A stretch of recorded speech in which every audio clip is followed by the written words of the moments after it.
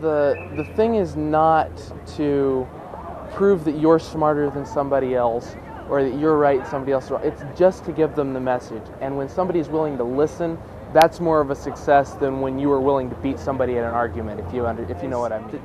You can't put all of the street preachers, protesters, I don't like the choice of the word protester, but you can't put them all in one group because we're not all together and we don't all believe the same things. We all have a lot of doctrinal differences and a lot of practical differences in the way that we deal with things. There are people out here that I would not ever think of doing the stuff that they do because it just goes way beyond what the Christian call of duty is. You can't also at the same time take those people that do the wrong thing and squelch out their message because of the wrong things that they do.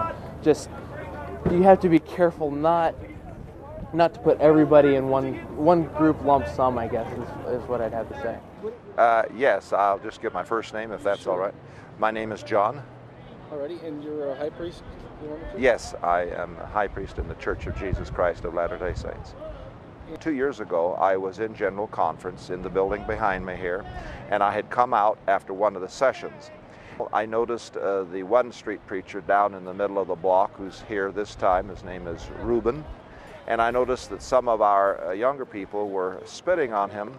He was mistreated, and someone come by and threw water on him, and he said, "Thank you, it cools me off," and that. And so I came over to him and I said, why, our people are doing this? And I said, I'm really sorry. He said, well, I expect that from the Mormon people. He said they don't care to hear our message, he said, and he said we expect them to behave ignorantly and to treat us this way. He said it just kind of goes with the job. I said, well, not all members are that way. Not all Mormons are that way. He said, well, prove me wrong.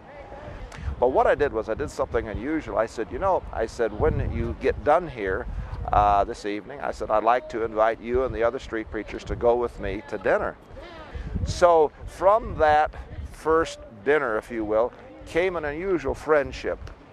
Several of them have tried to, preach to me till they're blue in the face, and I tell them, I said, look, I'm a Latter-day Saint. I brought my testimony with me from the pre-existent world. I said, every molecule of my body knows that the restored gospel is true, and I said, and you'll never change my opinion on that. I said, just like you are very set in what you believe in that, so, can't we be friends and still respect each other's differences and disbeliefs and that? And but the thing that I've been amazed with is the amount of discourtesy that our people show to these individuals. They say, you're kind of a rarity. And I said, well, I wish I wasn't a rarity. I wish that other of our people would be nice to you and, civil to you and whatever. And that I said, because really, I said, a lot of our people are not this way. But, in the end, it's still very lonely because, they're here for 2 days, they leave, I live in this city. And for me, it's like, oh yes, he's the one that associates with the street preachers. If we can reason, we can actually do something around here.